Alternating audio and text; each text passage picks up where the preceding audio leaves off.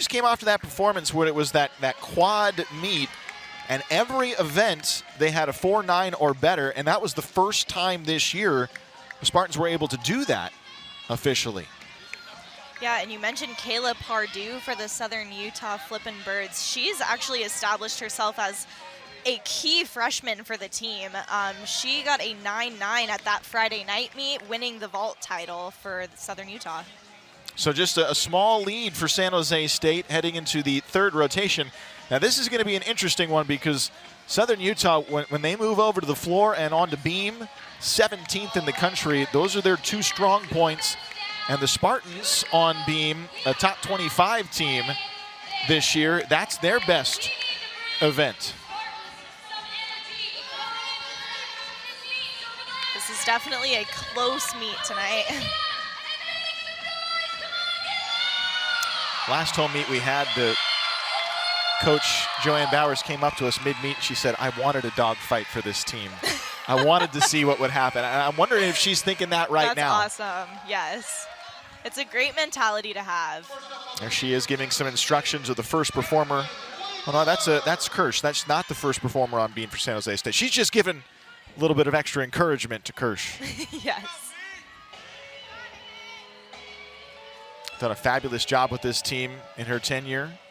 And this is Way Miller to start on beam for San Jose State. Gorgeous full turn. That is one of the more basic elements in a college gymnastics routine, but you would be surprised how often that full turn trips people up. Gorgeous flight series, back handspring, back layout. Right into her acro, which is a side aerial.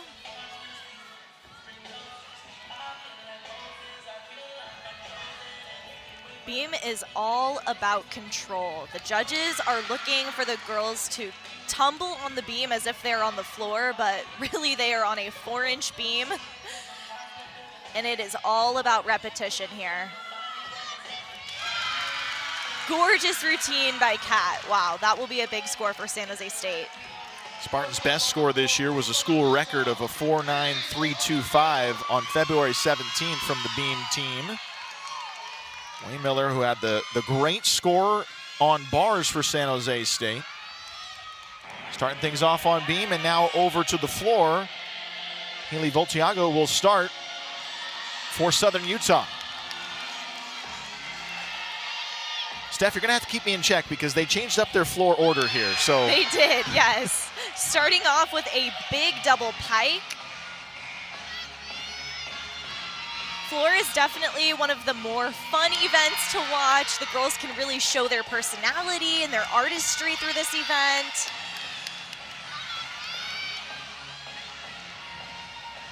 Wow, and that is something you don't see often. She just did a back 1.5 twist connected to a front layout, not in the diagonal of the floor. She did it kind of horizontally, and that is not something you see often. Most girls need the full space of the diagonal of the floor to fit their tumbling passes in. Just showing off her incredible power.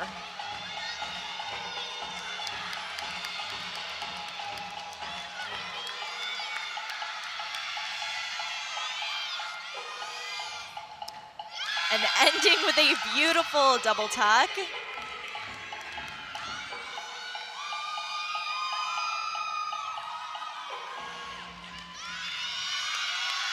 Great start for the Flippin' Birds. Yeah, if that's the start, you can understand why this is such a good team on the floor. Absolutely.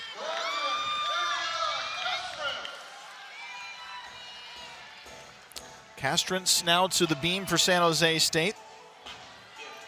Really unique mount there.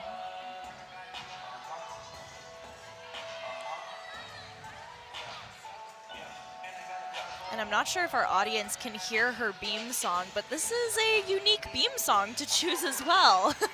Typically, the girls will choose something a little bit calm, maybe something classical. No, not this one. She's showing her personality here. Wow, what a fight on that flight series. She was not coming off.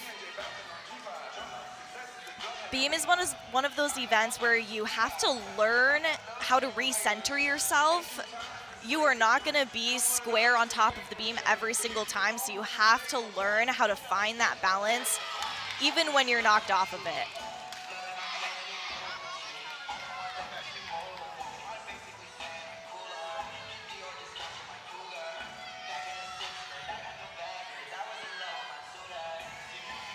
Love her dance here, showing off that personality a little bit.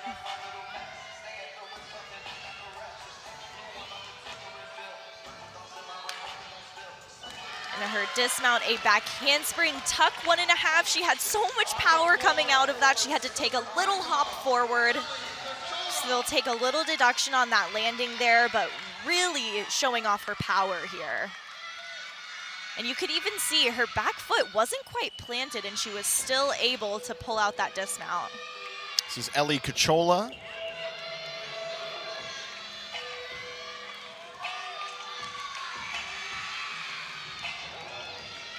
First floor routine for Southern Utah was a 9.775. Starting off with a beautiful double back.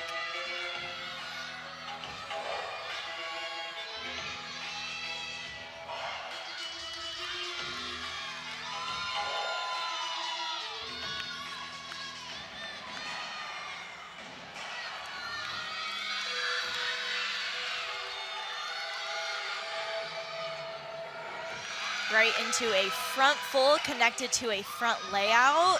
Really great height on that front tumbling pass. And a gorgeous ring leap. On floor, the leaps are just as important as the tumbling. The judges are looking for that perfect 180 split. They're looking for height. They're looking for full rotation, all the way completing those twists.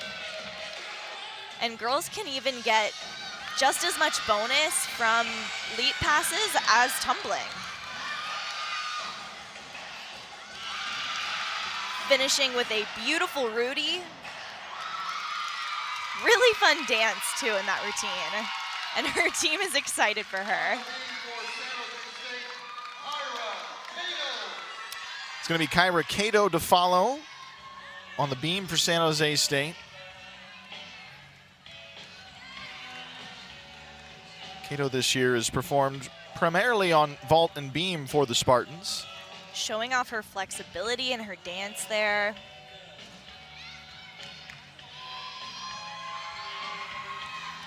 So athletes actually start from a base score of a 9.4 on beam, and they have to get 0.6 of bonus throughout their routine by the difficulty of their skills.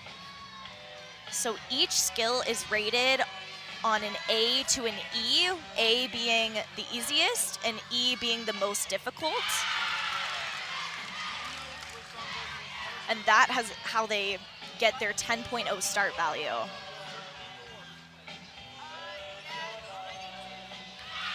Gorgeous side aerial straight into a beat jump. Little off balance there, but a nice recovery. Dismounting with another round off 1.5, and so much power on the dismounts today. Had to take that step forward. So that will be a small deduction, but it's great to see the power coming out of her dismount. The judges do look for that. Emma Igracia.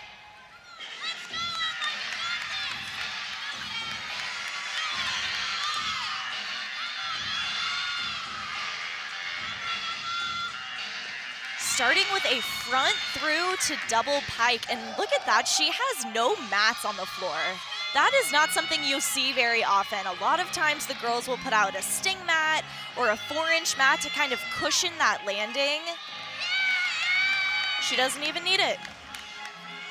All business over here. Yeah. This is just the 4th time this year she's performed on floor, but a 9-9 against Boise State. Love this Friends theme song she's got thrown into her floor music here. Very fun. Her teammates are clapping along. Wow, and that is a huge double back. You can see why she doesn't need that mat.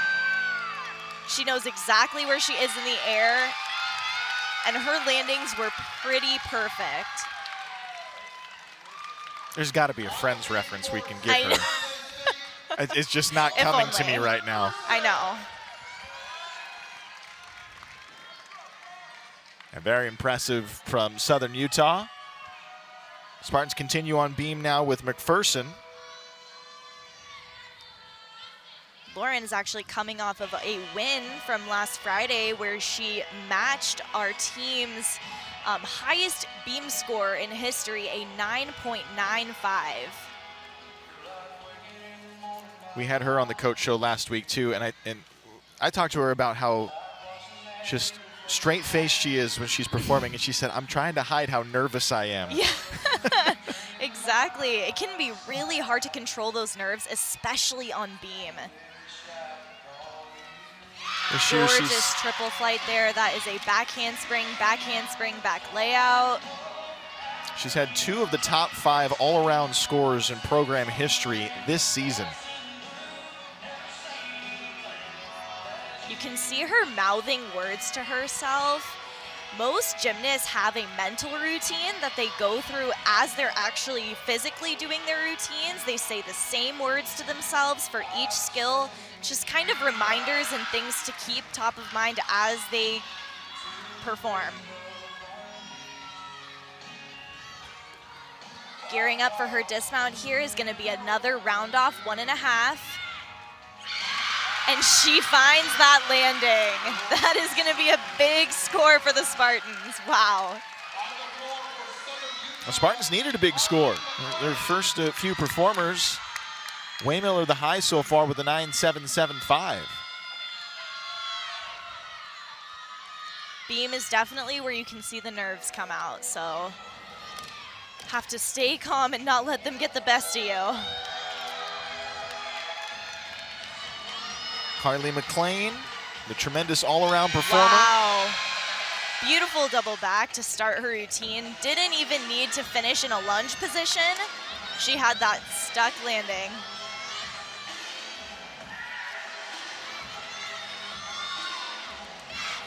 On floor, the gymnasts are allowed to finish their tumbling passes in a lunge, so either taking that 1 step forward or 1 step back with no execution deduction.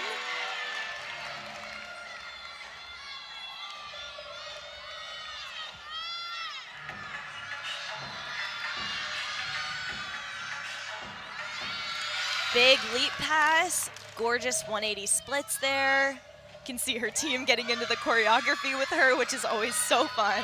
No extra points for that, but it looks cool.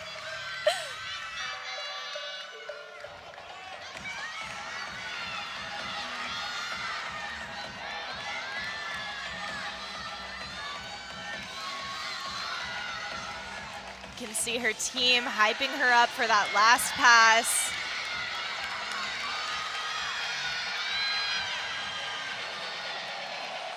Double tuck, she was just a little under-rotated there, took a very small step forward. But other than that, they're not gonna have a lot to take on execution for that routine. Senior Emma Milne now. Emma Milne is coming off a 9.85 from their meet last Friday, and she also holds the school record with Lauren McPherson, that 9.95.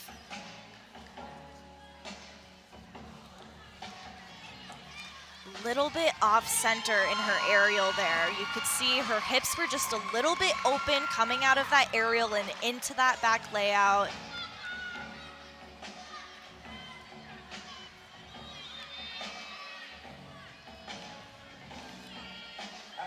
Her artistry is just beautiful.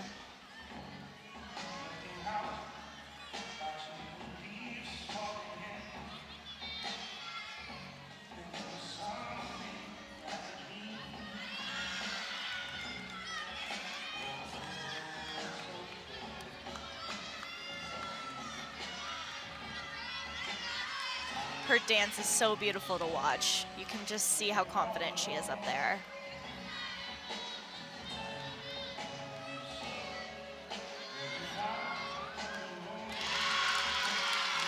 And what a way to finish. That is incredibly hard to do, especially after a fall. Top 11 scores in program history on beam are either Emma or Lauren McPherson. McPherson has 3 of those scores. Emma has 9 of them. Wow. So the fall she had is rare. It's really hard sometimes to recover from a fall on a previous event. It's hard to shake that mindset a little bit, so that might be what we're seeing from Emma. Starting with a round-off whip double back. Not something you see very often in college gymnastics. Really nice first pass for Southern Utah. This is Rachel Smith.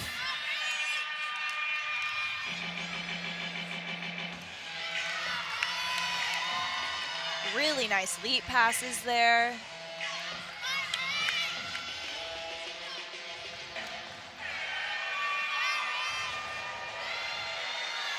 Can see the crowd and her team getting into that choreography. Really fun.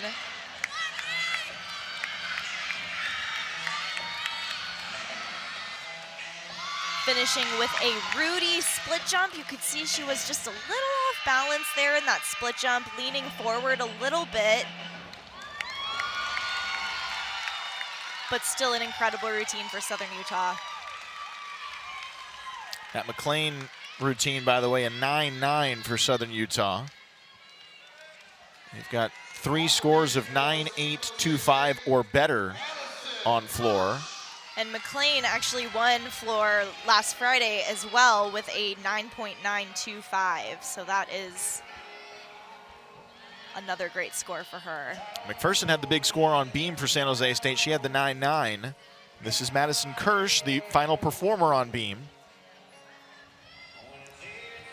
Maddie actually has a very unique flight series here. She does a back handspring connected to an anodi.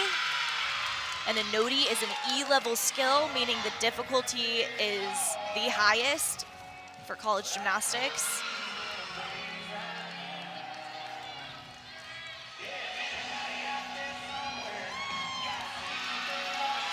Gorgeous leaps.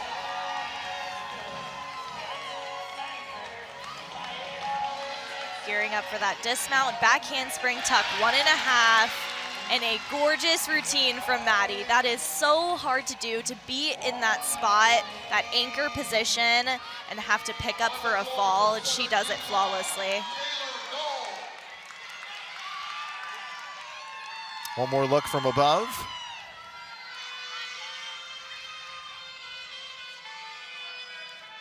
Really nice height on that dismount.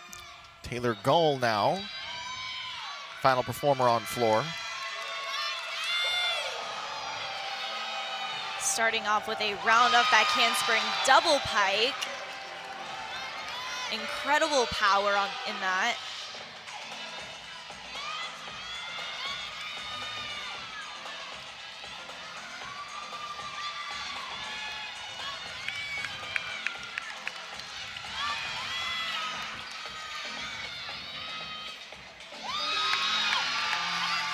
That was a 1.5 back twist into a front half twist.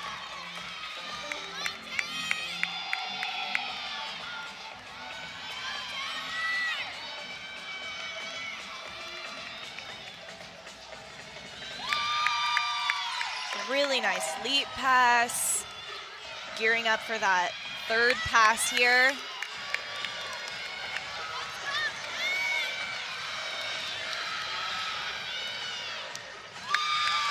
And she finishes it strong with another beautiful double back. Another great routine in the books for Southern Utah. Southern Utah with 2 9-9s. That Rachel Smith performance was also a 9-9. Now, we do have another performer on beam. I'm not going to forget this exhibition performer. Good, good. Jana Missouri, the senior.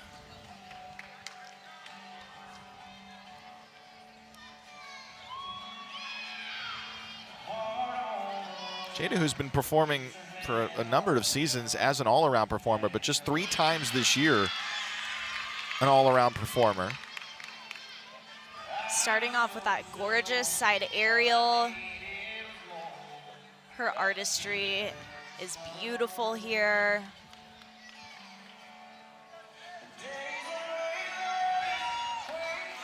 She's been struggling a little bit with that flight series, that back handspring, back layout.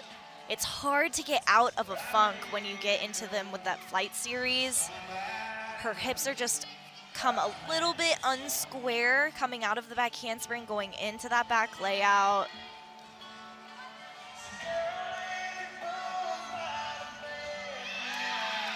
Gorgeous, gorgeous jumps there.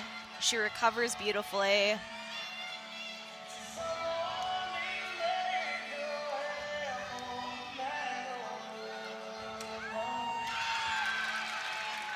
Nice round off, 1.5 dismount, a great way to finish up. It can be really hard to do after a fall, but she did a great job. One final look at Jada.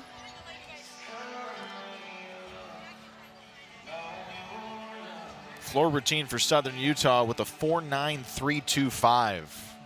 Wow. Very impressive from the Flippin' Birds. The Spartans will move over to floor now in the final rotation here from the Provident Credit Union Event Center this afternoon on the Mountain West Network.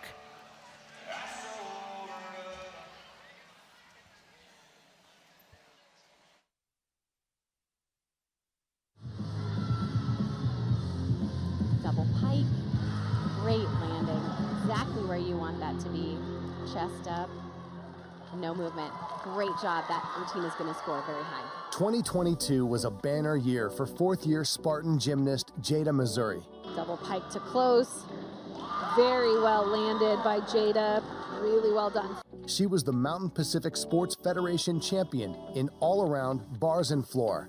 Her season was capped off being named the NCAA Seattle Region All-Around Performer and Breakout Performer of the Year by College Gym News. My performance last year was really due to all the hard work in preseason and sort of trying to build up that consistency. I really didn't expect to win that award because it usually goes to someone from a bigger school, a top 10 school. So winning that was awesome for our team and getting noticed as a team. And I just think it was really due to the team culture we have and the awesome preseason and year we had last year. She's so dynamic, and when she performs, she has this performance quality, what the judges are looking for in the dance part of it and the finishes and her forms. She just has the whole package. She exudes so much confidence in a very humble way through her performance. And what I think that translates so well in her leadership on the team too. She has confidence in herself and what she's doing, but she brings others along with her. For me, as like a former gymnast, as a young person, right? I've always loved like Olympic gymnastics and whatnot. I mean, she is so much fun to watch compete. And she just continues to amaze us in what she can do week in and week out. Jada's leadership role on the gymnastics team has been recognized by her teammates, coaches, and peers. This year, she also took on another leadership position that encompasses all of San Jose State athletics as the president of the Student Athlete Advisory Committee, better known as SAC. And basically what we aim to do is provide a bridge between student athletes and the upper administration, upper staff. So I really wanted to be the SAC president to sort of be that voice for my peers, not just on my team, but on other teams here as well. And I really wanted to make the most of my time at San Jose State, and I figured joining things like SAC and joining things like Beyond Sparta, I thought that would just really make the most of my time at San Jose State and sort of build my network and just give me a lot of leadership skills and networking skills for the future. She's responsible for making sure that we are promoting all things San Jose State, all things San Jose State athletics. She truly is sort of the CEO of our student athletes in many ways, ultimately being a leader herself by inspiring them to go out and give back, whether it's in the community or whether it's on campus, or even just in things that we do through Beyond Sparta, which could involve career development, networking, or beyond. When she came on board, she wanted to do some pretty intentional work, and so some people brought up this idea of doing a tampon drive. And it started first with us getting asked if we wanted to do a sports bra drive with a third-party group.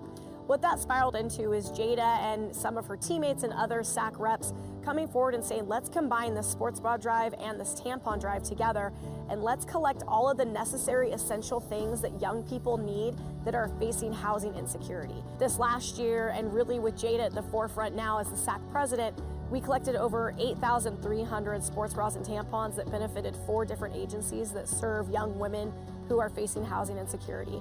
I mean, that's one massive example, but there's a lot of examples like that that show how Jada's leading her peers to impact the city of San Jose and the community. Jada enters her senior year, where she ended her junior year, as a unanimous choice as the women's gymnastics team captain. We talk a lot about it takes everybody, no matter what your role is, even if you're not competing, what are you bringing to the table? And Jada kind of epitomizes that she brings so much to the table in every area. I think my passion is just doing it for one another and sort of hoping that we get that great result. Another of Jada's passions is photography. She started her own photography business and last year treated her teammates to free professional graduation portraits. What I find, and Jada's a perfect example, is the more multifaceted an athlete is, the more successful they are. They're more successful in the classroom, they're more successful in their sport, and Jada's a perfect example of that. She isn't one-dimensional. Last year's Spartans gymnastics season ended in Seattle, barely edged out by Stanford in the NCAA Seattle Regional Play-In.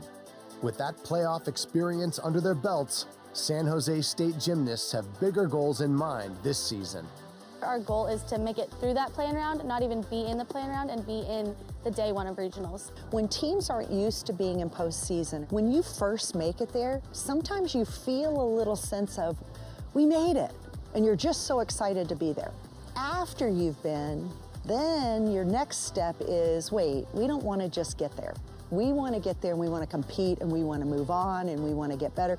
We know we did great last year, but that's last year. We still have to prove ourselves again this year. We're a very, very tight-knit team and we have a really good family culture.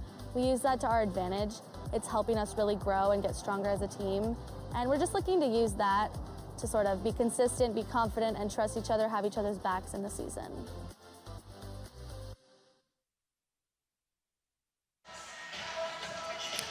Final rotation here in San Jose coming up. Spartans will head to the floor and Southern Utah over to the beam. Coach Joanne Bowers came over to us in between this rotation and she kind of said, look, this is not the beam performance that San Jose State was expecting, but it shows that they're human. That's exactly what you said. Exactly. You know, you're bound to have an off day every now and then, and it makes sense that it's coming out of back-to-back meets. They just competed on Friday. Their bodies are sore. They're a little bit tired. It's bound to happen, and they're trying to reset right now. They're just going to have fun. Sometimes that added pressure